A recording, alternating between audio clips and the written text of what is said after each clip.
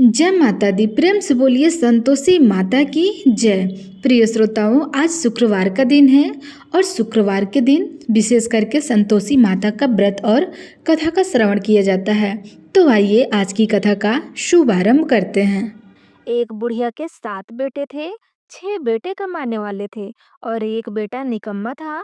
बुढ़िया माई छहो पुत्र का जूठा 7वें को देती थी। 7वां पुत्र एक दिन अपनी पत्नी से कहता है, देखो मेरी माता का मुझ पर कितना प्रेम है। तब उसकी पत्नी कहती है, प्रेम क्यों नहीं होगा, सबका जूठा हुआ बचा भोजन जो तुम्हें खिलाती है। तब वह कहता है, जब तक आंखों से ना देखूं मान नहीं सकता। तब पत्नी ने हंसकर कहा, देख लोगे तब तो मान जाओगे ना। कुछ ही दिन बाद एक बड़ा त्योहार आया। घर में 7 प्रकार के भोजन और चूरमा के लड्डू बने थे। वह पत्नी की बातों को जांचने के लिए सिर दर्द का बहाना बनाकर पतला कपड़ा सिर पर ओढ़कर रसोई में जाकर सो गया और कपड़े में से सब कुछ देख रहा था। 6 भाई भोजन करने आए। उसने देखा माँ ने उनके लिए सुंदर सुंदर आसन बिछाए, 7 प्रकार की रसोई परोसी और आग्रह कर करके उन्हें भोजन कराती रही। वह देखता रहा। 6 भाई भोजन करके उठ गए। तब माँ ने उनकी थालियों में से लड्डुओं के टुकड़े को उठाया और एक लड्डू बनाया। जूठन साफ करके माँ ने उसे पुकारा, उठ जा बेटा, उठ, तेरे भाई ने भोजन कर लिया है, तू भी उठकर भोजन कर ले। तब उसने कहा, माँ मुझे भोजन नहीं करना, मैं परदेश जा रहा हूँ। तब माता ने कहा, कल जाना हो तो आज ही जा। तब वह कहता है, हाँ हाँ जा रहा हूँ। यह कह करके वह घर से निकल गया। चलते समय उसे पत्नी की याद आई और वह गौशाला में कंडे थाप रही थी। वहां जाकर वह बोला, मेरे पास तो कुछ भी नहीं है, यह अंगूठी है, सो ले लो और अपनी कोई निशानी मुझे दे दो।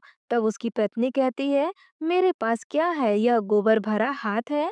यह कह करके पत्नी ने उसकी पीठ पर गोबर के हाथ की थाप मार दी और वह चला गया। चलते चलते दूर देश में जा पहुंचा। वहां एक साहूकार की दुकान थी। वहां जाकर कहता है, सेठ जी मुझे नौकरी पर रख लीजिए। साहूकार को नौकर की सख्त जरूरत थी। तब साहूकार ने कहा, काम देखकर तनख्वाह मिलेगी। उसने कहा, सेठ जी जैसा आप ठीक समझे। उसे साहूकार के यहाँ नौकरी मिल गई। वह वहां दिन रात काम करने लगा। कुछ दिन में दुकान का लेन देन, हिसाब किताब, ग्राहकों को माल बेचना, सारा काम करने लगा। साहूकार के 7 8 नौकर थे। वे सब चक्कर खाने लगे, लेकिन उसने अपने लगन, परिश्रम और ईमानदारी से सभी को पीछे छोड़ दिया। उसे अपने किए का फल मिला। सेठ ने भी उसका काम देखा और 3 महीने में ही उसे मुनाफे में साझेदारी बना दिया। परिश्रम करते करते 12 वर्ष में ही वह नगर का नामी सेठ बन गया और सेठ अपना सारा कारोबार उस पर छोड़कर बाहर चला गया। इधर उसकी पत्नी पर क्या बीती वह सुनिए। सास ससुर उसे दुख देने लगे। गृहस्थी का काम करवाकर उसे लकड़ी लेने जंगल में भेजते थे। इस बीच घर की रोटियों के आटे से जो भूसी निकलती थी, उसकी रोटी बनाकर रख दी जाती और फूटे नारियल की नरेली में पानी दिया जाता था। इस तरह दिन बीतते रहे। एक दिन वह जब जंगल में लकड़ी लेने जा रही थी, तब उसे रास्ते में बहुत सी स्त्रियां संतोषी माता का व्रत करती हुई दिखाई दी। वह वहां खड़ी होकर पूछने लगी, बहनों यह तुम किस देवता का व्रत कर रही हो और इसके करने से क्या फल मिलेगा? इस व्रत के करने की क्या विधि है? यदि तुम अपने इस व्रत का विधान मुझे समझाकर कहोगी तो मैं तुम्हारा बड़ा एहसान मानूंगी। उनमें से एक स्त्री बोली, सुनो, यह संतोषी माता का व्रत है। इसके करने से निर्धनता, दरिद्रता का नाश होता है और लक्ष्मी आती है। मन की चिंताएं दूर होती है। घर में सुख होने से मन को प्रसन्नता और शांति मिलती है। निबुद्धि को पुत्र मिलता है। प्रीतम बाहर गया हो तो वह शीघ्र लौट आता है। कुंवारी कन्या को मनपसंद वर मिलता है। चलता मुकदमा खत्म हो जाता है। कला कलेश की निवृत्ति हो जाती है। सुख शांति होती है। घर में धन जमा हो जाता है और धन जायदाद का लाभ भी होता है। तथा और भी मन में जो कुछ कामना हो सब संतोषी माता की कृपा से पूर्ण हो जाती है। इसमें संदेह तनिक भी नहीं है। वह पूछने लगी, यह व्रत कैसे किया जाता है? यह भी बताओ तो बड़ी कृपा होगी। वह स्त्री कहने लगी, बिना परेशानी, श्रद्धा और प्रेम से जितना भी बन सके प्रसाद लेना। 5.25 पैसे से 5.25 आने तक तथा इससे भी ज्यादा शक्ति और भक्ति के अनुसार गुड़ और चना लेना। हर शुक्रवार को निराहार रह करके कथा कहना और सुनना। इसके बीच क्रम नहीं टूटना चाहिए। लगातार नियम पालन करते रहना। सुनने वाला कोई न मिले तो घी का दीपक जलाकर उसके आगे जल के पात्र को रखकर कथा कहना, परंतु नियम ना टूटे। जब तक कार्य सिद्ध ना हो, नियम पालन करना और कार्य सिद्धि हो जाने पर व्रत का उद्यापन करना। 3 मास में माता पूरा फल प्रदान करेंगी। यदि किसी के खोटे ग्रह हो तो भी माता 1 वर्ष में अवश्य उन्हें अनुकूल कर देती है। कार्य सिद्धि होने पर ही उद्यापन करना चाहिए, बीच में नहीं करना चाहिए। उद्यापन में 2.5 सेर आटे का खाना तथा इसी अनुसार खीर तथा चने का साग बनाना। 8 बच्चों को भोजन कराना। जहाँ तक मिले देवर, जेठ, भाई, बंधु, कुटुंब के लड़के लेना और ना मिले तो रिश्तेदारों और पड़ोसियों के लड़के बुलाना। उन्हें भोजन कराकर यथाशक्ति दक्षिणा देना। माता का नियम पूरा करना। ध्यान रखना उस दिन घर में कोई खटाई न खाए। यह सुनकर वह वहां से चल दी। रास्ते में लकड़ी के बोझ को बेच दिया और उन पैसों से गुड़ चना लेकर के माता के व्रत तैयारी कर आगे चली। रास्ते में संतोषी माता के मंदिर में जाकर के माता के चरणों में लौटने लगी और विनती करने लगी, माँ मैं दीन हूँ, निपट हूँ, मूर्ख हूँ, व्रत के नियम कुछ नहीं जानती। मैं बहुत दुखी हूँ, हे माता मेरा दुख दूर करे। मैं तेरी शरण में हूँ। माता को दया आई। यह शुक्रवार बीता कि दूसरे शुक्रवार को ही उसके पति का पत्र आया और तीसरे शुक्रवार को उसका भेजा हुआ पैसा आ पहुंचा। यह देखकर जेठानी मुंह सिकुड़ाने लगी। इतने दिनों बाद इतना पैसा आया है, इसमें क्या बड़ाई है? लड़के ताने देने लगे। काकी के पास अब पत्र आने लगे, रुपए आने लगे। अब तो काकी की खातिरदारी बढ़ेगी।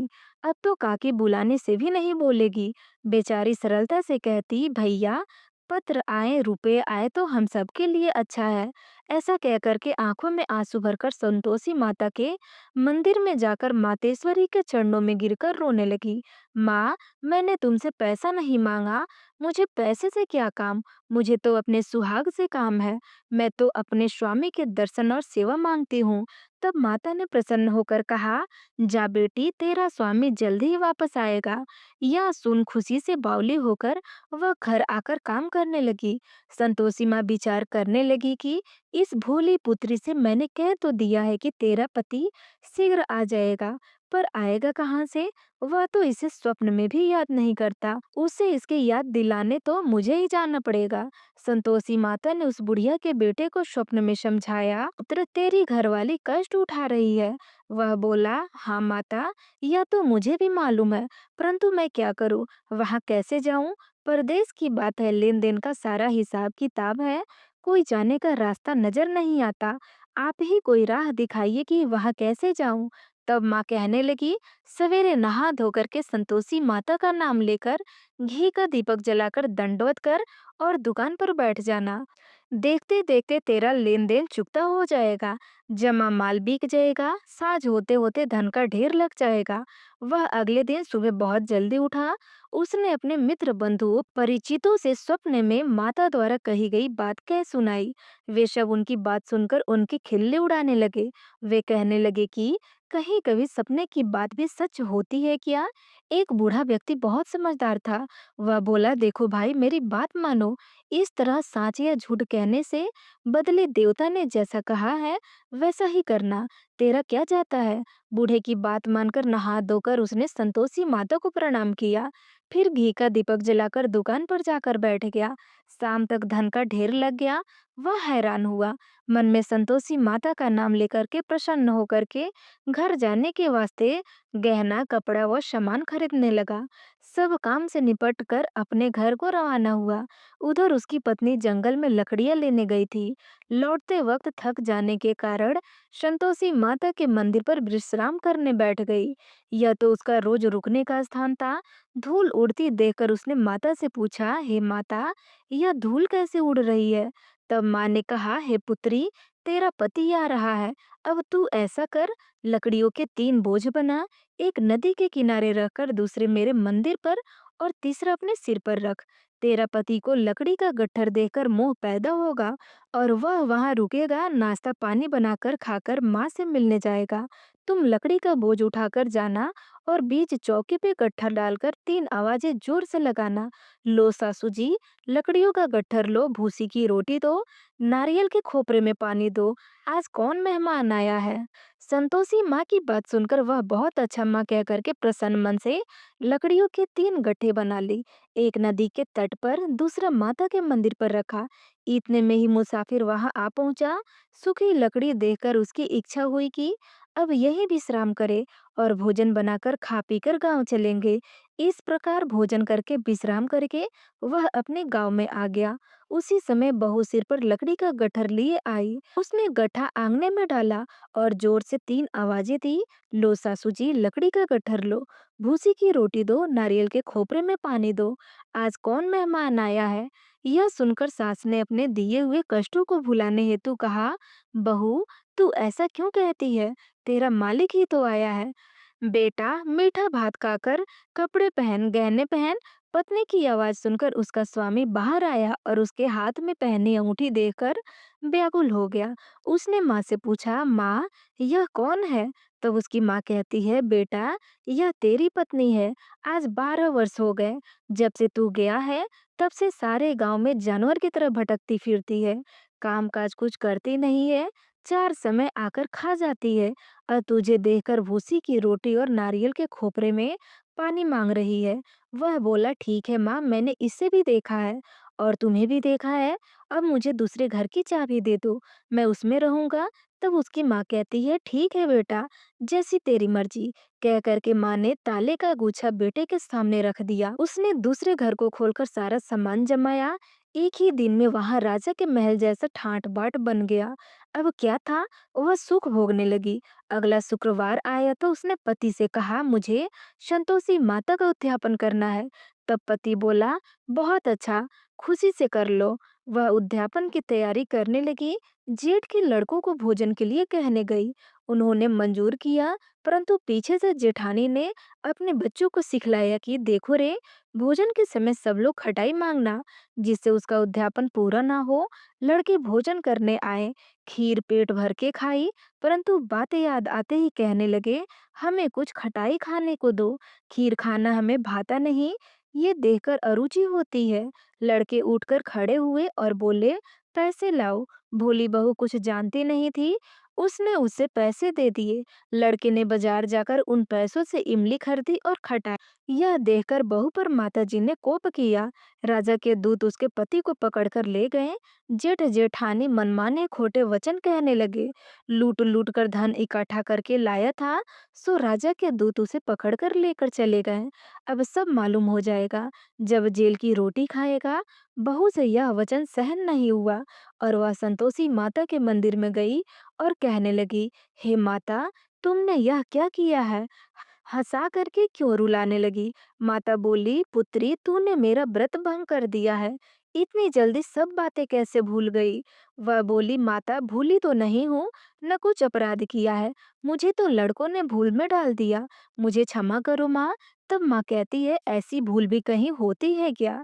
वह बोली, माँ, अब भूल नहीं होगी, अब बताओ मेरे पति कैसे आएंगे?